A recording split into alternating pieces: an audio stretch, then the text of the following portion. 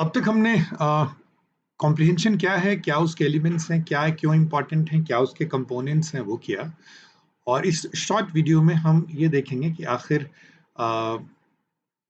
Comprehension skills सिखाने के बाद हम उसकी असेसमेंट कैसे करते हैं। कैसे के पहले जो सवाल है कि आखिर असेस करना क्या है, क्योंकि अभी तक आपको एक चीज समझ में आ गई होगी कि कॉम्प्रिहेंशन बहुत कॉम्प्लिकेटेड स्किल है, और ये कहना कि हम कॉम्प्रिहेंशन चेक कर रहे हैं ये पूरी तरह सही नहीं होता है, क्योंकि कॉम्प्रिहेंशन के अंतर्गत इतनी चीजें हैं कि आप किसको किसको आप कॉम्प्रिहेंड करेंगे।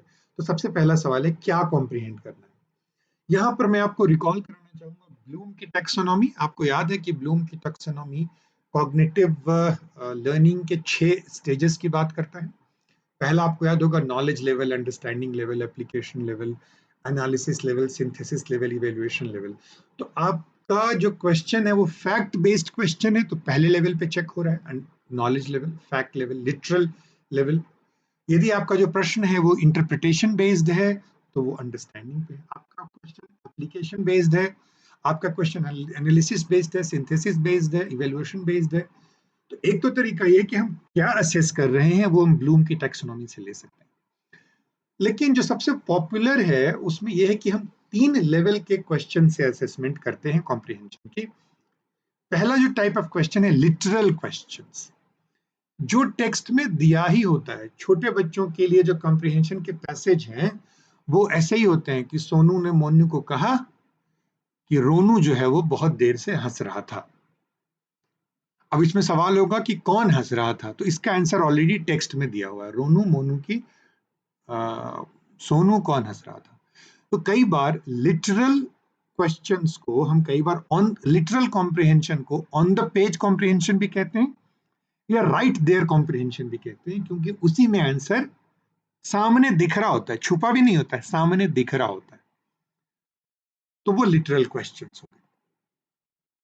इन्फरेंशियल क्वेश्चंस, जो दिखा हुआ दिखता नहीं, उसी में छुपा होता है।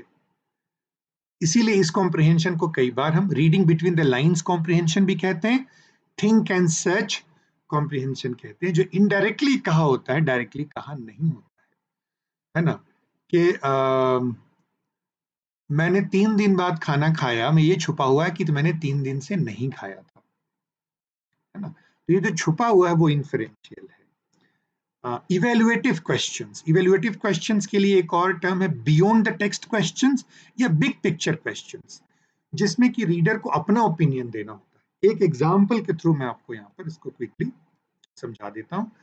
देखो एक छोटा सा पैसेज है, puppies are very small when they are born, they cannot see until they are about 2 weeks old, during this time they stay very close to their mothers, what are puppies like when they are born।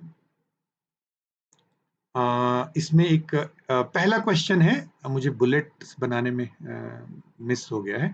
ये पहला question है, what are puppies like when they are born.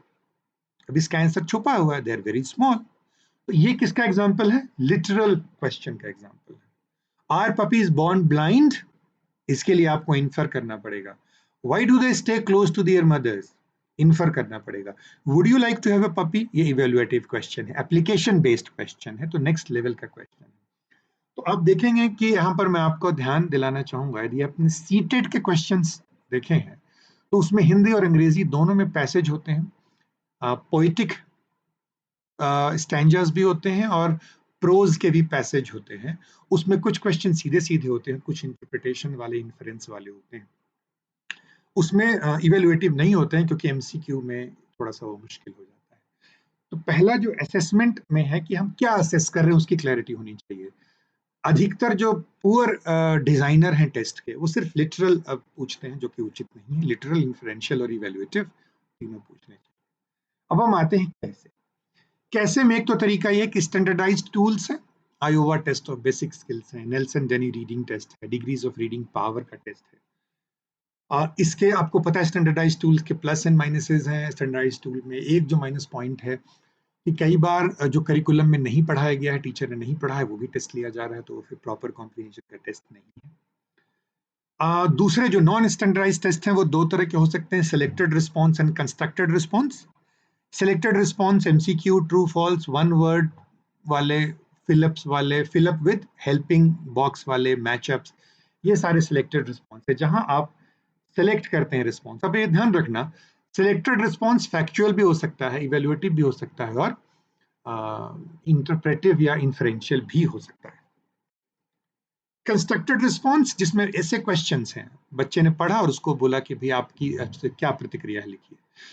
पढ़ा और उसके base पे कोई experiment किया, पढ़ा उसके बेस पे कोई प्रोजेक्ट बनाया, पढ़ा उसके बेस पे प्रेजेंटेशन दी, पढ़ा उसके बेस पे अपना जर्नल लिखा, कुछ उसका नोट्स बनाए या पोर्टफोलियो बनाया। तो जब बच्चा पढ़ने के बाद खुद कुछ कंस्ट्रक्ट करता है, उससे भी उसकी कॉम्प्रिहेंशन का पता चलता है। और फाइनली कुछ इनफॉर्मल असेसमेंट्स हैं, स्टूडेंट्स को बोला शेयर करने के लिए, ग्रुप में डिस्कस करने के लिए, तो हम सुनते हैं, उनकी बातों से हमें लग जाता है कि उनको कितना समझ में आया। स्टोरी को फिर से समझाने के लिए कहते हैं, उनसे उनका favourite character, favourite scene, favourite incident, favourite learning, क्या प्रॉब्लम आई, ये सब पूछते हैं। तो ये कुछ इनफॉर्मल तरीके हैं जिनसे हम स्टूडेंट्स की कितनी कॉम्प्रिहेंशन हुई है उसको असेस करते हैं। बट जस्ट टू रिपीट, जो सबसे पॉपुलर असेसमेंट का तरीका है वो यही है कि हम पैराग्राफ देते हैं, उससे एमसीक्यू बेस्ड क्वेश्चंस या ओपन एंडेड क्वेश्चंस हम पूछते हैं। तो अब हम यदि अच्छा हाँ, एक और तरीका है जो रह गया असेसमेंट को कॉम्प्रिहेंड करने का, कुछ कॉम्प्रिहेंशन प्रॉक्सीज हैं। प्रॉक्सी आपको समझते हैं, उसके बदले है ना, सब्स्टिट्यूट। जैसे यदि बच्चों की मैंने वोकेबलरी की टेस्ट ली और फ्लुएंसी की टेस्ट ली, आपको पता है कि फ्लुएंट रीडिंग के लिए जरूरी है कि बच्चा कॉम्प्रिहेंड करे, नहीं तो fluent reading with diction with proper expression नहीं दे सकता है। और बच्चा प्रॉपर एक्सप्रेशन यदि पढ़ रहा है, फ्लुएंटली पढ़ रहा है, तो हम गेस कर सकते हैं प्रॉक्सी वेरिएबल के रूप में कि उसकी कॉम्प्रिहेंशन भी बेहतर है। हालांकि हमेशा ऐसा ही नहीं होता, बट सब्स्टिट्यूट के रूप में हम कई बार वोकेबलरी टेस्टिंग और फ्लुएंसी टेस्टिंग के थ्रू भी कॉम्प्रिहेंशन के बारे में अनुमान लगा सकते हैं।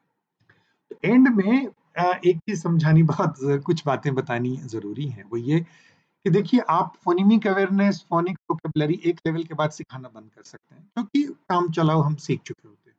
लेकिन कॉम्प्रिहेंशन की एक ऐसी स्किल है जो मैं भी सीख रहा हूँ और आप भी सीख रहे हैं, और हम पूरी जिंदगी ही सीखते रहते हैं।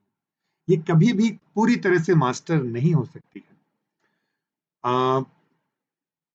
दूसरी चीज ये है कि प्रोफिशिएंट रीडर के लिए कॉम्प्रिहेंशन टेक्स्ट पे भी डिपेंड करता है, उद्देश्य पे डिपेंड करता है, विषय वस्तु पे डिपेंड करता है, कॉम्प्लेक्सिटी पे डिपेंड करता है। और ये बहुत इंपॉर्टेंट है कि कॉम्प्रिहेंशन स्किल्स के लिए बैकग्राउंड बैकग्राउंड नॉलेज बड़ी होनी चाहिए। इसीलिए मैं आपको बार बार जोर देता रहता हूँ कि अलग अलग तरह की चीजें पढ़ते रहो, ताकि उससे जुड़ी हुई कोई भी चीज आए तो बैकग्राउंड नॉलेज की वजह से आप उसका इस्तेमाल कर सकते हो। कल का मैं आपसे एक्सपीरियंस शेयर करूं, कल आईआईटी मंडी में एक कॉन्फ्रेंस थी, इंटरनेशनल कॉन्फ्रेंस थी, वहाँ मेरी प्रेजेंटेशन थी, फर्स्ट हाफ में प्रेजेंटेशन हो गई। सेकेंड हाफ में जो सेशन था उसके चेयरपर्सन को कोविड का टीका लेने अचानक जाना पड़ा, तो कोई सेशन में चेयरपर्सन अवेलेबल नहीं था, तो ऑर्गेनाइजर ने मुझे चेयरपर्सन अपॉइंट किया। अब चेयरपर्सन को सारे पेपर्स पे को समराइज भी करना होता है, कमेंट भी करना होता है। वो पेपर अलग अलग एरियाज के थे, बट उसमें से 6 पेपर जो प्रेजेंट हुए जब मैं सेशन चेयर कर रहा था, तो 5 पेपर ऐसे थे जिसके बारे में मैंने पहले कहीं ना कहीं पढ़ा हुआ था, और एक दो एरियाज ऐसे थे जिस पर मैंने कुछ लिखा भी था। तो आप देख रहे हैं कि उस वजह से, चूंकि मेरी बैकग्राउंड नॉलेज उस विषय पे मेरी बेहतर थी, तो मैं उसको बेहतर तरीके से उसको प्रेजेंट कर पाया। तो बैकग्राउंड नॉलेज बहुत जरूरी है, वोकेबलरी बहुत जरूरी है, और लैंग्वेज स्किल्स बहुत जरूरी है, ताकि हमारी कॉम्प्रिहेंशन स्ट्रांग हो। और जब भी हम कॉम्प्रिहेंशन पढ़ा रहे हों या कॉम्प्रिहेंशन को असेस कर रहे हों, एक ही विधि से कॉम्प्रिहेंशन विकसित करना और एक ही विधि से कॉम्प्रिहेंशन को असेस करना बच्चों के लिए प्रिडिक्टिव और बोरिंग हो जाता है। तो ये जरूरी है कि आप अलग अलग टूल्स टेक्निक्स यूज करें, टीचिंग में भी और असेसमेंट में भी। तो आई होप कि आपको कॉम्प्रिहेंशन क्या है, उसके एलिमेंट्स क्या हैं, उसके कंपोनेंट्स क्या हैं, उसकी इंपॉर्टेंस क्या है, सीखने के तरीके क्या है और उसके आकलन के तरीके क्या हैं, आपको एक बेसिक आइडिया इसमें से लग गया होगा। बट प्राइमरीली आपको ये जो 4-5 चीजें मैंने बताई हैं वही ध्यान रखना है कि कॉम्प्रिहेंशन एक कॉम्प्लिकेटेड स्किल्स हैं जिसके बहुत सारे सब स्किल्स होते हैं।